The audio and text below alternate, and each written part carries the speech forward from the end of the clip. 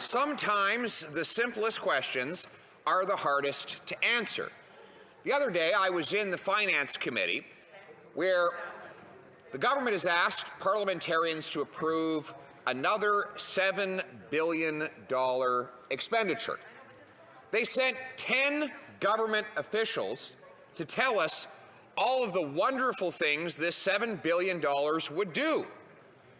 I had a simple question. Where does the money come from? Silence blanketed the room.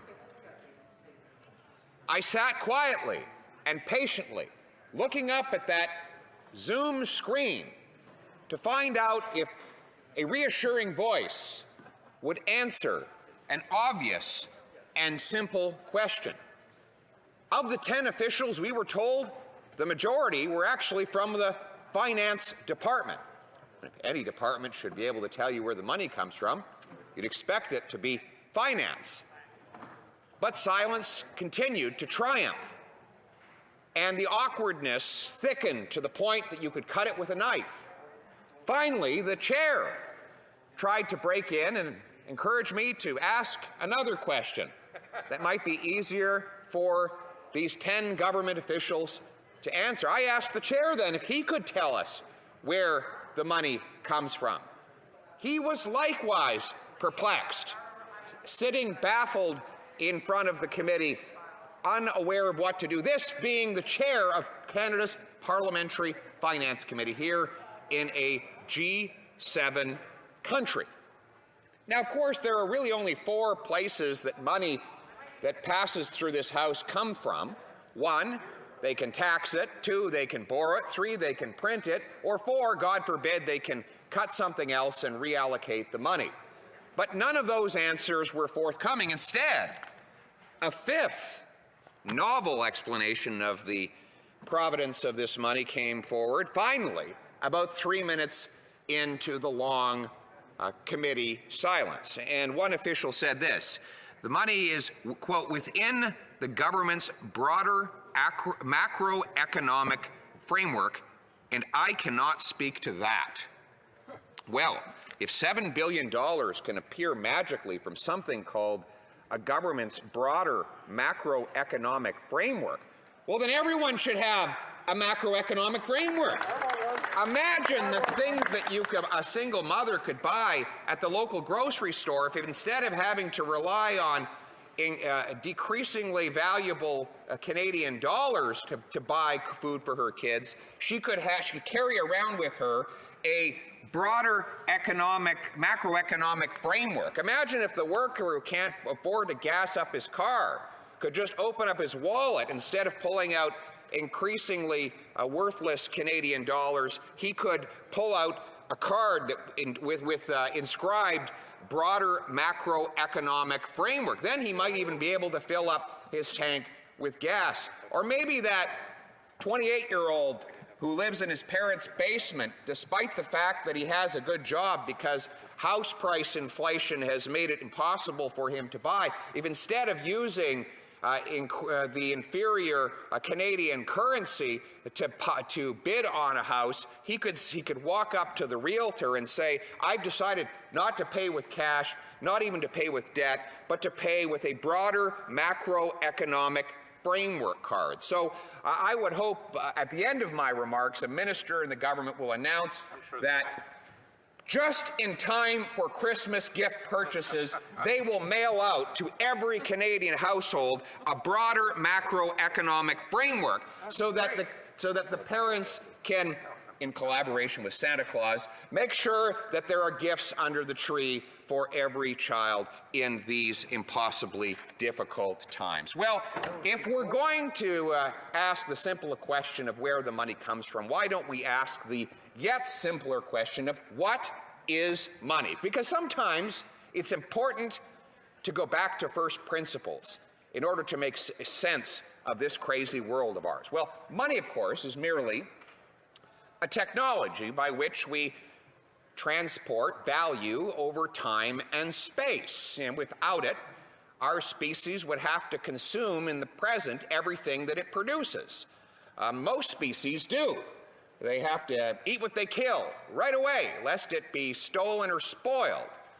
Sure, squirrels can squirrel away a little bit, a good habit the government should learn from, but most species have to use it or lose it. We developed a technology that would allow two people who are exchanging things to go ahead with their exchange, even if each did not have the ability to supply the other with something that the other wanted. They could simply use this technology called money in order to transport the value between each other across time and around different geographies. And so over time, money has taken many forms. In one South Pacific island, it was just a ledger carved on scarce limestone. In some places, it's been beads or seashells. In prisons, they use cigarettes. In school, they used to use candy when I was a kid. Throughout history, it became metal, some precious, some brute. We had gold, we had silver, we had copper. Many different means of translating value across space and time have been used, but politicians have found it a nuisance to pay their bills using money with integrity, because back in 1215, poor old King John was forced by the barons and the commoners to sign this nuisance of a document called the Magna Carta, the Great Charter. And in that document was inscribed the principle that the Crown could not tax what the people had not approved. And that principle is still in place here in this Parliament today. Government can't spend what we don't vote on 800 years later. And you look around and see the beautiful green here. You know where that comes from, of course. It's because that was the color of the fields in which King John was made low. And that green should remind everyone that the people in the fields who are actually doing the work, they're the ones that produce the money that we spend around here. That might have been a better answer in the committee than a government's broader macroeconomic framework, Mr. Speaker. But I digress. But you see what happened after King John was prevented from going on taxing what people had not approved. He was forced to go back to the commoners to get their permission to take their money. He and his successors would become increasingly creative in sourcing the cash that they acquired. Years later, King Henry VIII, who is more famous for clipping off the heads of his subjects, decided that he could get his hands on money by clipping coins.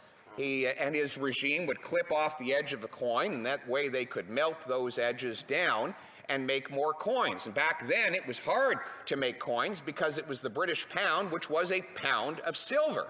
And by clipping off a piece, you could melt it down and create more coins, and John could inflate the value of currency in his hands, thereby deflating the value of the wages that his peasant class earned.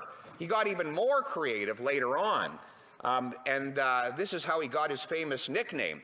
He would actually have his minters melt down the British pound, and he would re-mint it with just a tiny coat of silver around the outside of a copper coin. So people would think they were getting a silver coin. Meanwhile, on the inside, what they actually got was copper.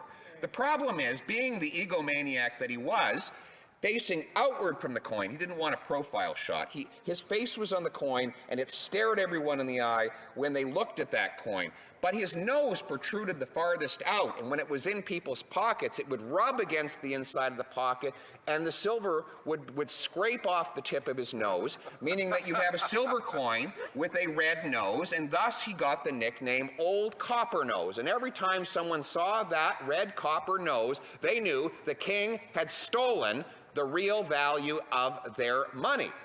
Throughout time, other politicians have found other creative ways.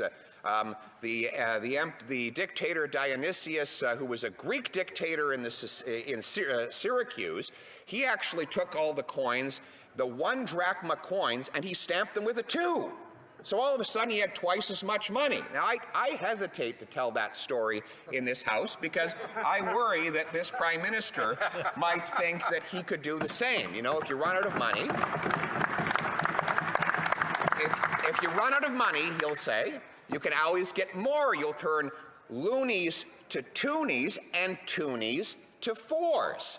That might be the next creative idea by which government could get its hands on money. And throughout the 20th century, we saw this same tactic of cash creation. Of course, with the most famous example was in the early 1920s in Germany. They had created so many new units of account that inflation ran rapid out of control. You needed to have a wheelbarrow full of cash in order to buy a loaf of bread. And if you got to the bar to try and drink away your inflationary blues, you ordered all your beer at the beginning of the night because as the minutes went on, it became more expensive. And of course, we in this part of the world have not been immune to this inflationary disease ourselves.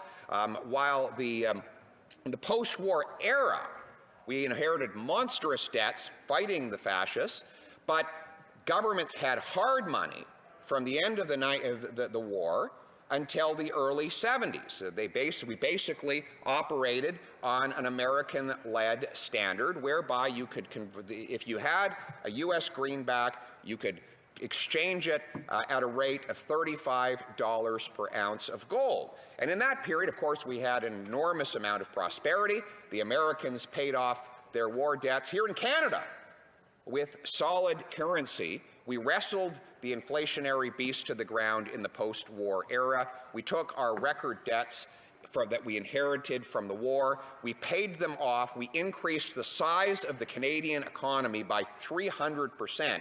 And by 1933, we had basically become a debt. In 1973, we had basically become a debt-free country. But then what happened in the 1970s? Well, President Nixon wanted to spend on warfare and welfare. Of course, the Americans were bogged down in Vietnam, which was costly an enterprise, and President Nixon wanted to keep his popularity at home, so he decided to spend. And in the decade that followed 1971, not only did they unleash the American dollar from any particular standard, but they increased the number of U.S. dollars in circulation by 150%, while output only grew by about 39%. In other words, the amount of money grew about 4 times faster than the amount of underlying output that money represented. Now, here in Canada, we had Pierre Elliott Trudeau, and he looked down at all the inflation that the U.S. government was creating. They had reached double-digit inflation down there, a total inflationary crisis. The American dollar was devalued on an international basis and, of course, was incapable of buying affordable petroleum on the world market. They liked to blame OPEC, but they took no responsibility for the fact that the unit with which they were buying oil on the international markets was itself devalued. So Trudeau says, he looks down at all the misery in the United States. He looked at how people were lined up at gas stations trying to wait for an hour and a half in order to gas up their cars. He saw the poverty that was overtaking inner city streets. He saw the expanding wealth gap in the United States of America. And what did Pierre Elliott Trudeau say to all that? He said, let's have some of that up here. And so he started printing some money here in Canada and massively increased the money supply with which Canada, I just have the data right here. Between 1971 and 1981, the money supply in Canada grew by over 200%, while GDP only grew in real terms by about 47%. So you can imagine, money is growing in supply at more than 4 times the rate as the economy is growing. So you have more dollars chasing fewer goods, and what do you get? Inflation. That's right. That is, we learned that, all of us, we learned that in grade school, but apparently some lessons need to be learned and relearned here in this House of Commons. And so what happened was inflation hit by the early 1980s. Inflation had risen to 12% in Canada. Now, the government claimed that if they kept printing money, this would stimulate the economy and create jobs. Well, what did it deliver? 12% unemployment. 12% inflation, 12% unemployment. Worth spending a minute on this here. Why is it that high inflation actually kills jobs, contrary to what the so-called experts always tell us? Well, the answer is because what are prices? Prices are information. Prices are some of the most powerful and condensed forms of information ever known to humankind. The great economist Milton Friedman explained how complicated it is to make a pencil. He basically said the lead comes from a lead mine in Asia, the rubber comes from a rubber tree in another part of the world, the timber might come from a forest in the western United States, the paint might come from a titanium mine somewhere in Africa, and all these people are working together to make a pencil. None of them actually know they're making a pencil, but they agree to make the ingredients of a pencil. Why? Because they're zapped with a laser beam called the price signal. The price is high enough to incentivize them to make the investments, to do the work, to supply the goods. And the consumer knows what it costs to make that pencil. Why? Not because he called to all the mines and he called out over to the forest and asked them all to feed in the price and pull out his calculator and figured out what it should cost to make a pencil. No, because when he walked in to the store, there was a price, and that price basically zapped to him the cost of making the pencil, and the hundreds of people who had unknowingly conspired to make it communicated that information to the buyer just like that, and then he calculated in his mind that the pencil was worth more than the money he had to spend to get it, and therefore all of those laser beams led to that wonderful little transaction that brought him home a pencil. Here's the problem with inflation. It messes with all of those information signals. Just last week, I was in New Brunswick, and I was speaking to a gentleman who's in a recycling business. He signs 5-year agreements to do recycling work for other companies. Here's the problem. When you don't know what the price is going to be over the next 5 years, you don't know what you should charge. He locked in contracts that expected inflation to be the normal 2%. Now, we've got 5% inflation and potentially rising. What is the difference? Well, over a 5-year period, instead of having 10% total inflation, it will be closer to 25, or with compounded interest, 30%. So now he's getting actually 20% less in his 5th year than he actually thought he was going to get. So all of these information signals that tell that allow people to exchange work for wages, product for payment, and investment for interest are totally scrambled by inflation. The technology that is supposed to allow us to transport value through space and time is scrambled. It's like scrambling the hard drive on a computer. And all of these mixed signals mess with the ability of humans to exchange value with one another. And when that system breaks down, everything breaks down. That is why inflation has almost always led to social disorder. It also allows those with the greatest means to profit the most. Why? Because they can move their money into things that are inflation protected, like land, buildings, private businesses, stocks, bonds, and countless other assets that inflate in price. Meanwhile, the people who actually live off their wages see a real pay cut. Those people who are wealthy enough not only profit by watching their assets inflate in value, but the real value of the debts that they take on shrinks in inflation-adjusted terms. And so what happens? Those who have access to the financial system get vastly richer as their debts shrink in real value and their assets inflate, and those who do the work, the people in the fields, for whom we painted these floors green, they watch the fruits of their labors withered away by this inflation. And so, Madam Chair, I rise today to call for a restoration of the real integrity of our money, to bring back the meaning of money, which is to transport value over space and time, to restore free markets among free people, and to put the commoner ahead of the crown. Thank you.